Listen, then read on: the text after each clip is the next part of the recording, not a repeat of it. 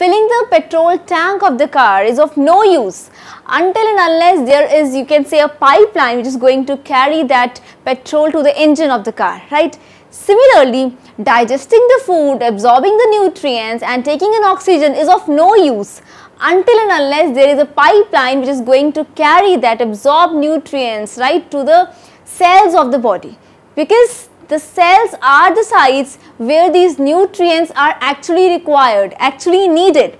So, a pipeline system needs to be there in higher multicellular organisms which need the nutrients that need to reach to the cells, because cells are going to use those nutrients for obtaining energy and definitely to carry out the life processes. So, that pipeline system which is going to carry and transport that nutrients to each and every cell of the body, that pipeline system is nothing in your bodies but it is known as the circulatory system. So, we will be discussing the circulatory system, the pipeline system of your body in detail. Let us see what is there in your syllabus and what is the scope of the syllabus. We will be discussing the circulatory system, the main features of the structure and working of the heart, blood vessels, structure and functions of blood and circulation of blood, only the names of the main blood vessels entering and leaving the heart, liver and the kidney, they will be required.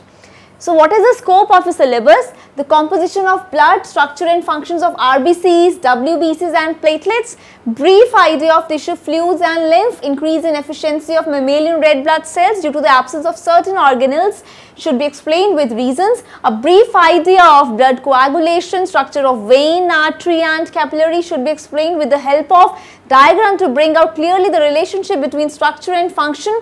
Then ABO blood group system, RH factor, concept of double circulation, concept of systole and diastole, blood pressure, reference to portal system should be made, working of the heart along with the terms and the names of the main blood vessels entering and leaving the heart, the liver and kidney, and the examination of blood smear under a microscope. So, by making this blood smear that I just told you, you cannot actually see under a microscope what type of cells do you have in your blood. So, you can perform this in your labs also, right, in your schools, in the labs. So, this is what we are going to discuss under circulatory system. This is what is the scope of a syllabus. Let us begin with this pipeline system of your bodies, that is the circulatory system.